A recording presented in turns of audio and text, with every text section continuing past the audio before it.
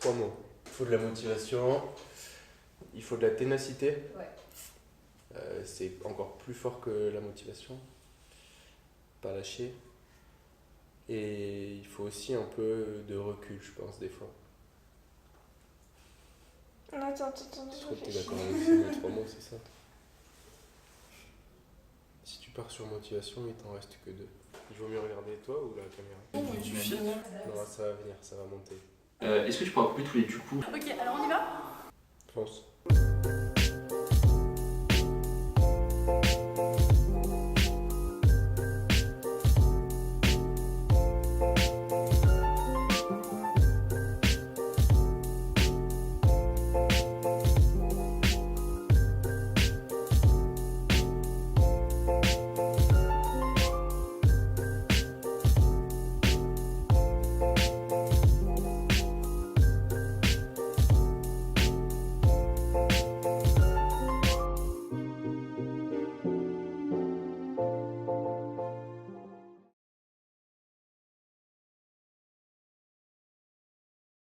Du coup, la FEV, c'est une association qui existe depuis les années 90 et qui a été créée par des étudiants parisiens qui avaient à l'origine, en fait, qui souffraient un peu de la mauvaise image que les jeunes ont du point de vue de l'engagement, en fait. Ces 3 jeunes gens, on leur reprochait beaucoup, et même à la jeunesse, voilà, que personne ne s'engageait, qu'à leur âge, on faisait n'importe quoi.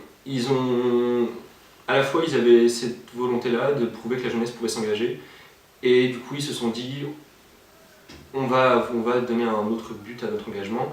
Et c'était de faire se rencontrer 2 milieux qui ne se connaissent pas du tout et qui en fait peuvent énormément s'apporter l'un à l'autre. En l'occurrence, c'est le milieu des étudiants et les jeunes personnes des quartiers, quoi. Parce qu'au final, avec la FEV, les étudiants deviennent la population des quartiers. Le projet CAPS consiste à mettre ensemble des étudiants donc en colocation. Colocations qui ont pour mission, entre guillemets, de mener des projets tout au long de l'année universitaire dans leur quartier et des projets à visée solidaire, donc en gros promouvoir le lien social dans le quartier entre les habitants. Le papier, ce qu'on nous demande, enfin moi ce que j'ai perçu comme demande de la FEV, c'est de promouvoir le lien social, donc faire en sorte que les gens arrivent à sortir de chez eux, à se rencontrer, à passer des moments de convivialité.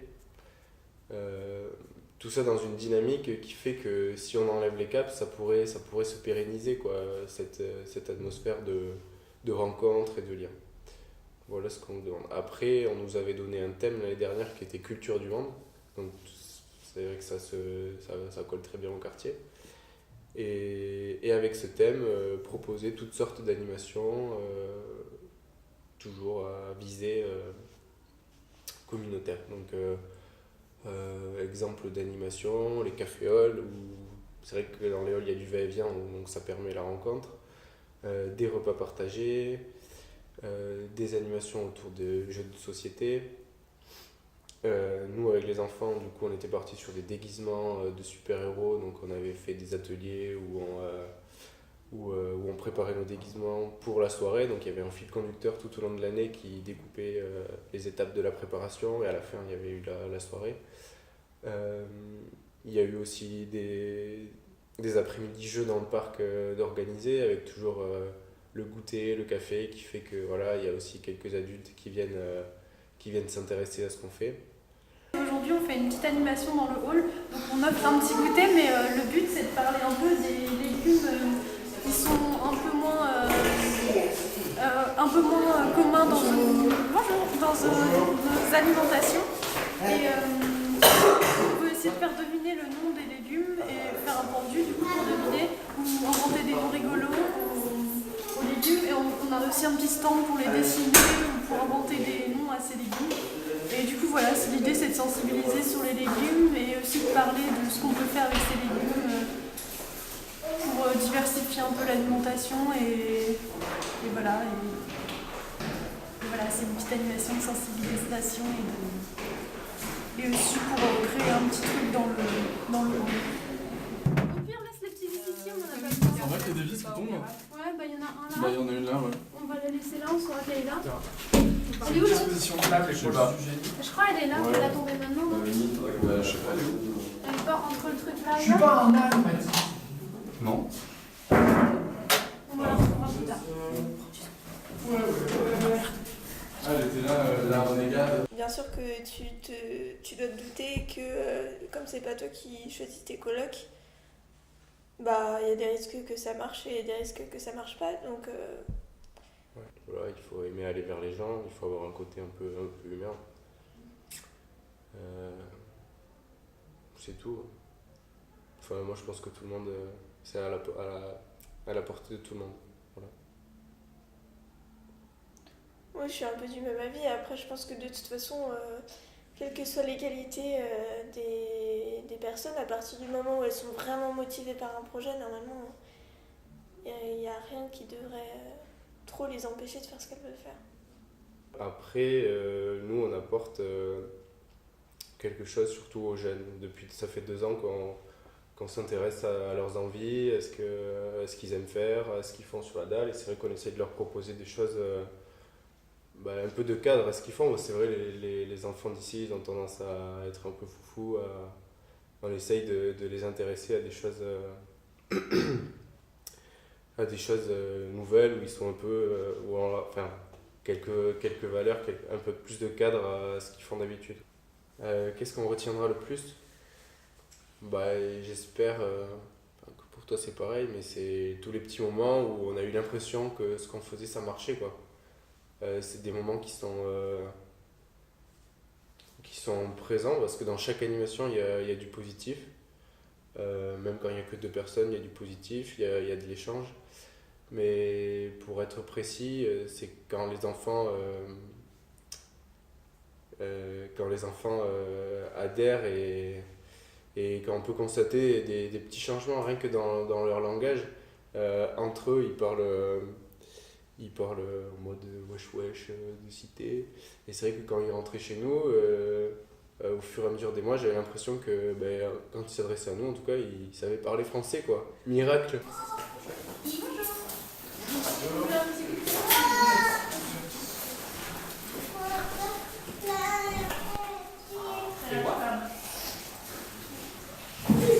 Qu'est-ce que ça peut te donner? Tu veux tester une lettre? Trop timide? Alors? C'est Il y a pas de C.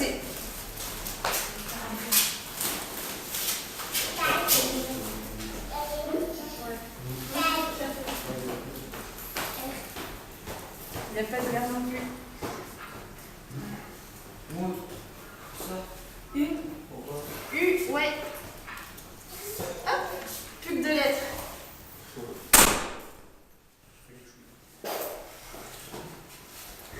P. Non, il n'y a pas de P.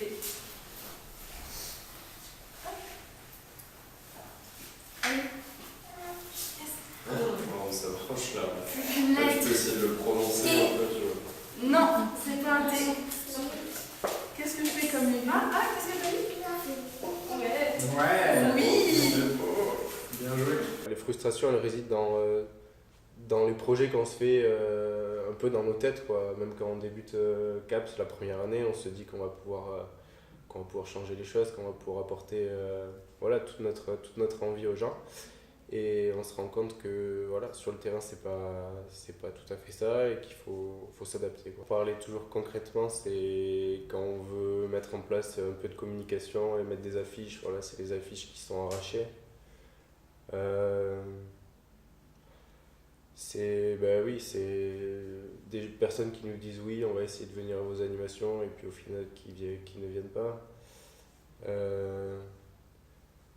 Toujours concrètement, c'est la difficulté à gérer des enfants qui sont très très très très actifs. L'an dernier, on les recevait tous les mois dans notre appartement et c'était un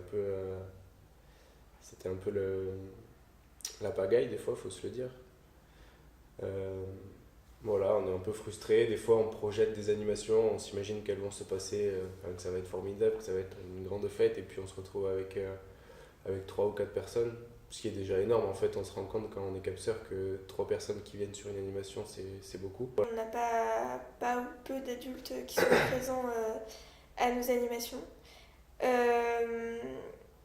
Maintenant, j'ai l'impression, faut juste, quand on se demande pourquoi est-ce que les adultes viennent pas, c'est aussi, je veux dire, faut se mettre à leur place. Est-ce que nous, si on habitait dans un immeuble et qu'on ne faisait pas partie de l'association, on aimerait venir aux activités qu'on propose?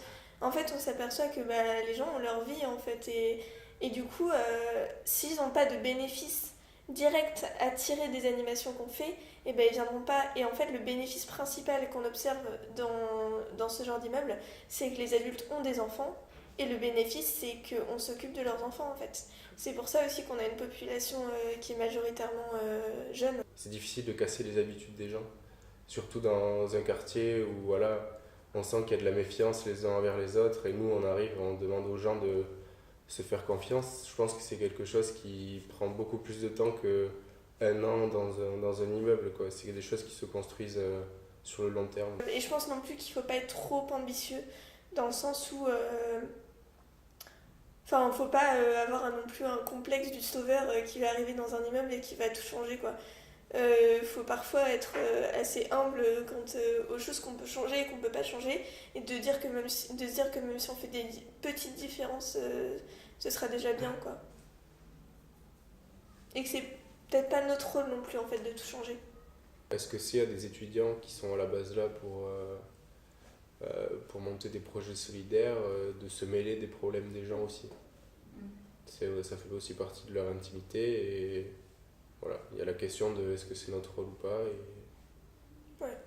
faire ça dans un cadre bénévole, c'est vrai que c'est toujours délicat, quoi. Même si on sait qu'on est amené à faire du social, entre guillemets, voilà.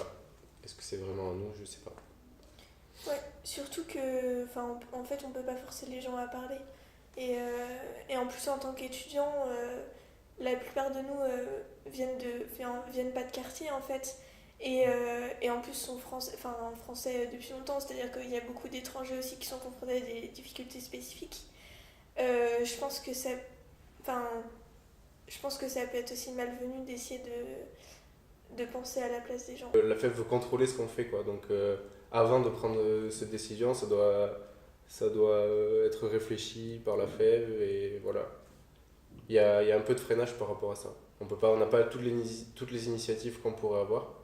Et cette année, par exemple, on n'a plus le droit d'accueillir les enfants chez nous, alors que nos animations reposaient principalement sur ça l'année dernière. On souffre un peu d'une image étudiant, jeune, et qui n'a pas forcément toutes les clés pour comprendre la situation des gens. Donc c'est vrai qu'il y a des gens qui vont se fermer parce qu'on est des étudiants, et parce que il y a l'a priori qu'on va leur servir à rien, entre guillemets, quoi. Je pense que bien connaître l'échelle à laquelle on vit, c'est aussi se donner les moyens d'agir en fait, à notre portée, et c'est peut-être aussi se donner les moyens de changer l'échelle à laquelle on agit, en fait. Il y a des gens qui commencent dans le militantisme le plus simple, et qui finalement prennent une envergure différente, parce qu'à un moment ils peuvent décider de changer d'échelle, d'agir au niveau régional, d'agir au niveau national. Voilà. En fait, on n'est pas, aujourd'hui plus que jamais, on n'est pas forcément isolé dans une échelle, quoi. C'est un engagement particulier de ton cas, parce que tu vis dans l'endroit où tu fais tes projets.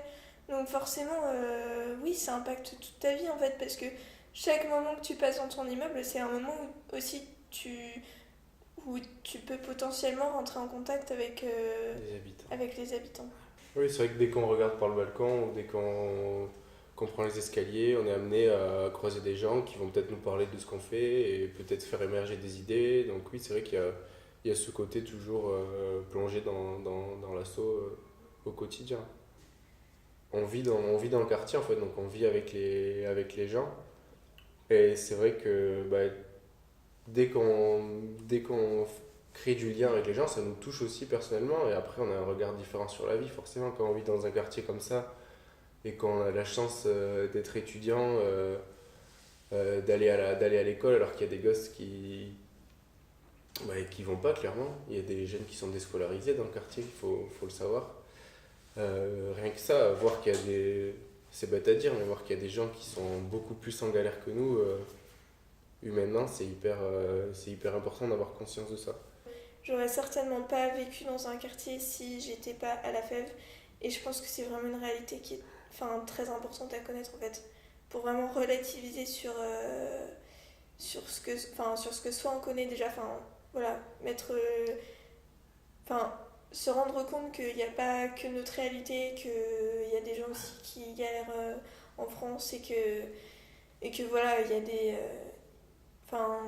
Les quartiers, voilà, c'est un peu comme des ghettos où on retrouve tous les gens qui sont les moins aisés mais en même temps, il y a une diversité qui est folle en fait dans ce quartier-là. Et c'est les quartiers où il y a le plus de diversité, je pense, de Rennes en tout cas. Et à ce titre, c'est vraiment intéressant en fait. Pour moi, c'est important, quoi. On peut absolument pas oublier qu'on vit en collectif. Et moi, je me vois pas vivre entre quatre murs que pour moi en fait. Ouais. J'imagine pas du tout ça, c'est pas possible, quoi. Je sais pas, j'ai l'impression que tout ce que je fais dans ma vie, ou presque tout ce que je fais, et à la fois à mon échelle et aussi à l'échelle du collectif, en fait, pour moi, c'est extrêmement important, quoi. On peut pas nier cette part-là, ça fait partie de notre culture, mais ça fait partie aussi de notre nous profond, quoi, biologique, on dirait. Voilà. J'ai l'impression que, contrairement aux idées reçues, les jeunes ils s'engagent beaucoup. Moi, en tout cas, j'ai peut-être, du coup, je vis peut-être dans mon petit microcosme, mais je suis engagée dans d'autres associations. Et du coup, je fréquente beaucoup de jeunes engagés, qui sont très engagés, qui sont très impliqués dans ce qu'ils font. Et c'est loin d'être quelque chose de rare, en fait. Donc, peut-être pas trop sous-estimer les jeunes, en fait.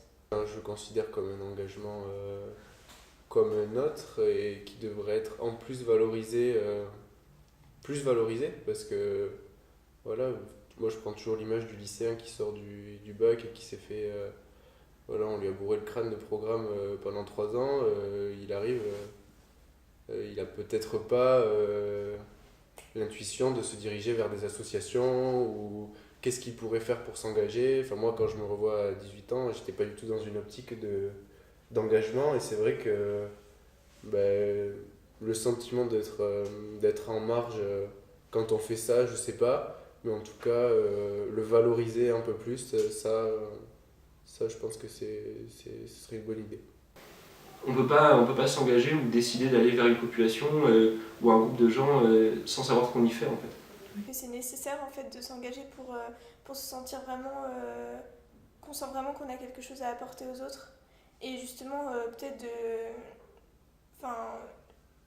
d'un côté aussi être valorisé par cette expérience, de se sentir valorisé parce que de prendre conscience de ses qualités, c'est vraiment formateur comme expérience. Je pense parce qu'il faut pas hésiter, même si c'est quelque chose au final on se rend compte que c'est pas forcément ce qu'on attendait ou ça nous plaît pas ou on veut dévier sur autre chose. Il n'y a pas de mauvaise expérience, quoi. L'engagement dans tous les cas, ça peut apporter que du positif.